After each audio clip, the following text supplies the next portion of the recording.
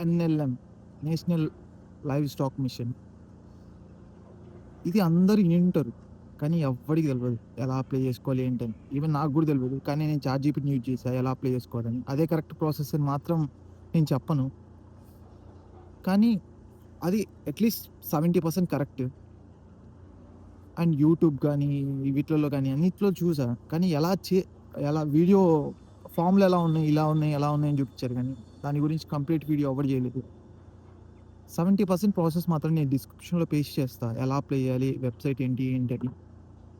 మిగిలింది ఎక్కడ ఎవరిని అడగాలో గూడా నేను చెప్తా. ఫస్ట్ మీ సర్పంచ్‌ని, దాని తర్వాత గ్రామ సచివాలయం. ఈ స్కీమ్స్ అన్నీ నీకు పెట్టిందే అందుకు కదా! సర్పంచ్ ఎందుకంటే హెల్ప్ చేయనీకే ఉంటాడు. ముఖ్యంగా ఇది ఎవరిని రోస్ట్ చేయడానికైతే నేను ఎవరిని టార్గెట్ చేసి మాత్రం అనట్లేదు. నేనెక్కడో ఉన్నా ఈడెందుకు సర్పంచ్ గురించి మాట్లాడుతున్నాడని మాత్రం గాదు.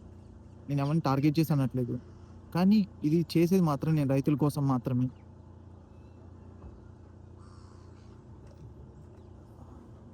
ఫస్ట్ సర్పంచ్‌ని అడగండి. దాని తర్వాత గ్రామ సచివాలయంలో అడగండి మిగిలిన ప్రాసెస్. ఎన్ఎల్ఎం వల్ల యూజ్ ఏంటంటే నీకు 50% గవర్నమెంట్ ఇస్తది అమౌంట్.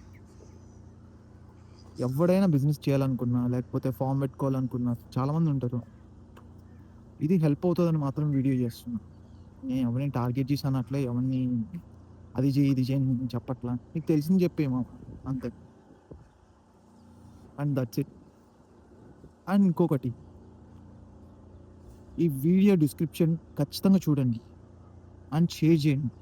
ఎలా అప్లై చేసుకోవాలి ఏంటని మిగిలిన 70% నీకు ప్రాసెస్ తెలిస్తే, మిగిలిన 30% ప్రాసెస్ నువ్వు ఆన్‌లైన్‌లో కనుక్కొని నువ్వే చేయగలుగుతావు. And that's it. అండ్ ఇంకొకటి, నువ్వు మామ నేను రైతుల కోసం అని వీడియో చేస్తున్నా. ఈ ఒక్కటి చిన్న స్టోరీ ఇను. నాది ఖమ్మం. మాది చిన్నోబినంపల్లి ఒక చిన్న ఊరు ఖమ్మం. ఆడ నుంచి ఒక 10 కిలోమీటర్లు. అప్పుడు నాకు తెలియలేదు మామూలుగా అయితే. సూపర్ మార్కెట్స్ పక్కనే ఉంటాయి. కూరగాయల షాపులు అన్నీ పక్కనే ఉంటాయి. కానీ మా ఊరు నుంచి చాలామంది తీసుకొచ్చి అంటే మార్కెట్‌లోనే ఏస్తారు. రూ. 10 కేజీ. బెండకాయలు అయ్యుండొచ్చు, ఏమైనా అయ్యుండొచ్చు. ఇంకొకటైతే రూ. 7 అడుగుతాడు. ఇంకోడైతే కొత్తిమీర కట్ట రూ. 5 అడుగుతాడు. కానీ మీకమ్మేది కొత్తిమీర కట్టే అయ్యుండొచ్చు. రూ. 10 అయ్యుండొచ్చు. రూ. 5 తీసుకుంటున్నాడు. ఒక మధ్యవర్తి, ఒక బ్రోకర్. బెండకాయలు అయ్యుండొచ్చు. రూ. 30 తీసుకుంటున్నాడు. ఒక మధ్యవర్తి, ఒక బ్రోకర్. కానీ కొనేదేదో బండి మీద తిరిగి అమ్మేటోళ్ళ దగ్గర కాటా యేసుకొని వాళ్ళ దగ్గర కొననేమో. వాడు నీకు రూ. 30 ఇస్తే వాడికి మిగిలేది రూ. 20. అట్‌లీస్ట్ ఎక్స్‌ట్రా మిగులుతది. నువ్వు అదే సూపర్ మార్కెట్‌లో అయ్యుండొచ్చు, లేకపోతే మార్కెట్‌లో అయ్యుండొచ్చు కొనొచ్చు. వాడి దగ్గర నీకు రూ. 40కి నువ్వు కొంటుంటే అది ఎవ్వడు తినడు. ఫస్ట్ వాడే తింటాడు మధ్యవర్తి. రూ. 30 పండించినోడికి దక్కట్లేదు.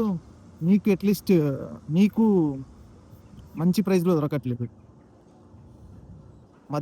వాడు తింటున్నాడు. అట్‌లీస్ట్ పండి పంట పండించేటోడికి అట్‌లీస్ట్ రూ. 10 ఏంటి?